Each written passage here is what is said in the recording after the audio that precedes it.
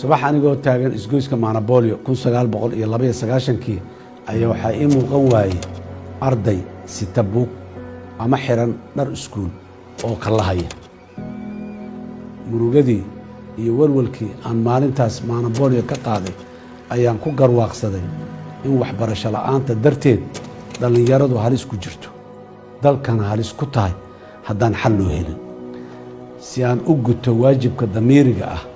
iyo kan wadaninimo anoo madax bannaan waxaan go'aansaday in aan ka tago shaqo aan u hayay UN-ka una istaago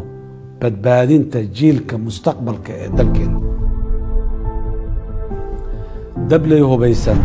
oo degganayd sarti Maanabolio ayaan ka codsannay in ay noo banneeyaan daarta waxaa sidaas ku furnay iskoolka aan u bixinnay Muqdisho Primary School dhowr jeer ayaan halis ku galnay oo nalagu soo weeraray iskoolka markii ugu dambeysay dableydiina soo weerartay waxay dibadda u soo saareen annaga iyo ardaydiiba nin saaxiibkay ahaa iskoolkana ila furay ayaa igu yiri yaan iskoolkan dhexdiisa lagu dilin waan dareensanaa halista saaxiibkay iga digay laakiin waxaa igala cuslayd rajabeelka ku dhici lahaa caruurtii iskoolka dhiganaysay haddii la xiri lahaa iskoolka intaan ka quusan lahaa mustaqbalka ardayda waxaan goostay in aan xal raadiyo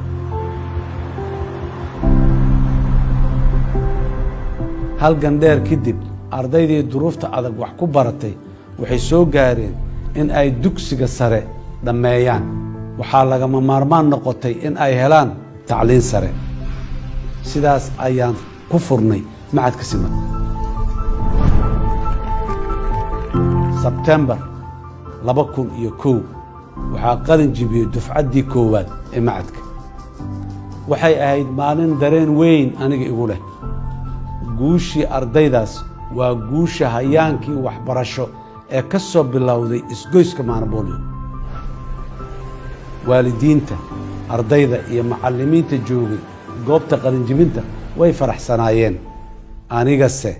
waxaa ii gaar ahaa walwal aan ka qabay shaqo la'aanta ku dhacaysa ardayda qalin jibisay maadaama shaqada la isku siin jiray aqoon iyo hayb waxaan xasuustaa 7 arday in aan shaqo uga soo helay shirkaddii Nationlink waxaase shuruud la iiga dhigay in aan aniga damiin ka noqdo ardaydaas kama labalabayn inaan mas'uuliyaddaas qaato waxaan ku kalsoonaa tayada aqoontooda iyo wakhtiga aan gelinay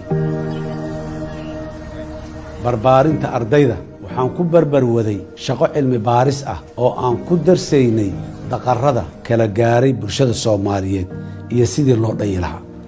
waxaan tegay inta badan gobollada dalka waxaan baaris ku samaynay colaadaha iyo wixii ay salka ku hayeen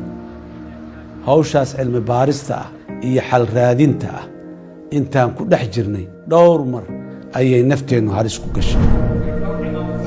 saaxiibkay allah u naxariiste Cabdulqaadir Yaxya Cali ayaa ku baxay gacanta kuwa ciribtirayay qof kasta oo ay ku tuhmayaan in uu qayb ka noqon karo xalka Soomaaliya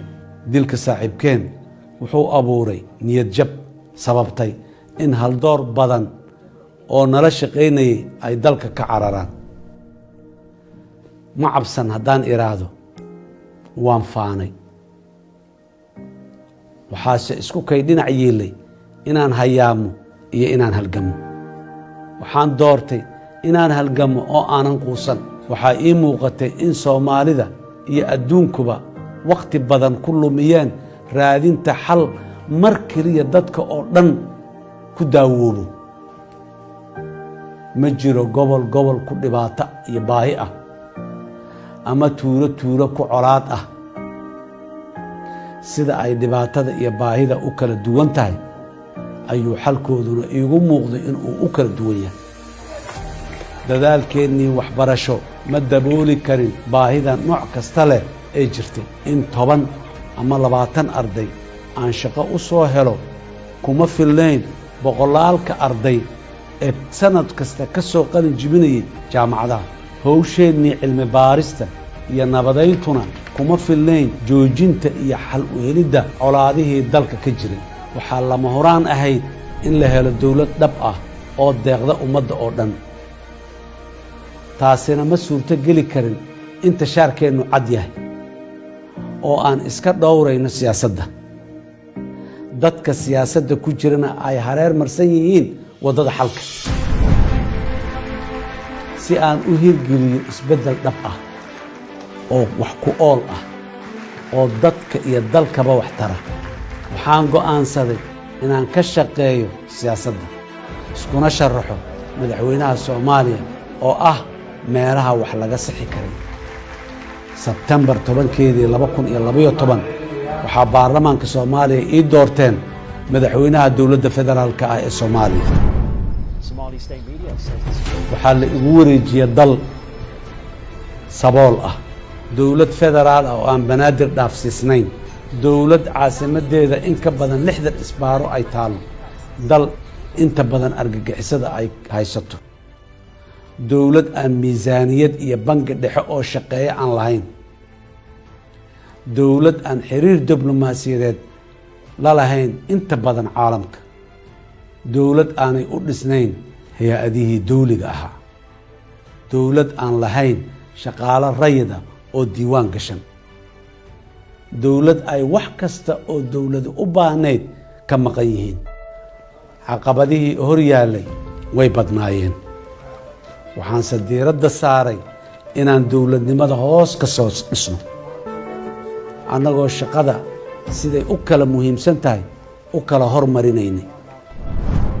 waxaan ku dhaqaaqnay fulinta heshiiskii bulsho ee ahaa hirgelinta nidaamka federaalka ah. waxaan ku guulaysanay xoraynta gobollo badan oo argagixisadu ay haysatay. waxaan qaadnay isbaarooyinkii caasimadda dhex yiilay. waxaan diiwaan gelinay shaqaalihii rayidka ahaa. waxaan dib u howlgelinay hay-adihii maaliyadda sida bangiga dhexe. waxaan dejinnay miisaaniyaddii qaranka. waxaan dardar gelinay wadahadallada Somalilan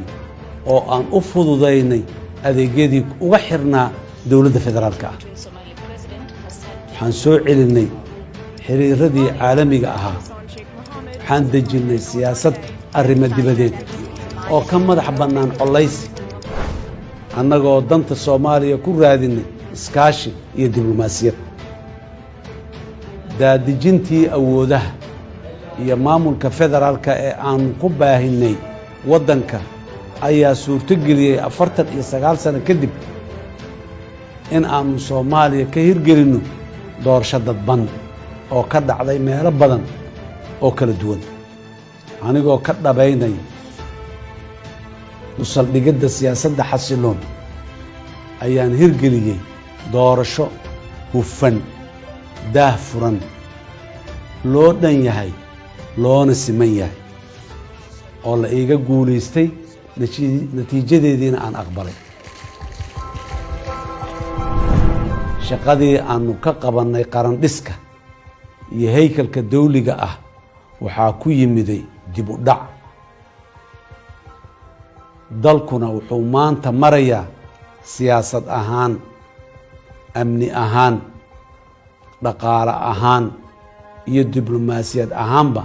meel ka liidata meeshii aan uga tegey. Soomaaliya iyo dadka Soomaaliyeedba waxaa iga haysa laxajeclo qoto dheer. anigoo intaan ka waaya aragnimo yar, ka khibrad yar, ayaan ka quusan waayay Soomaaliya. maanta oo aan ahay oday Soomaaliyeed oo xog ogaal ah,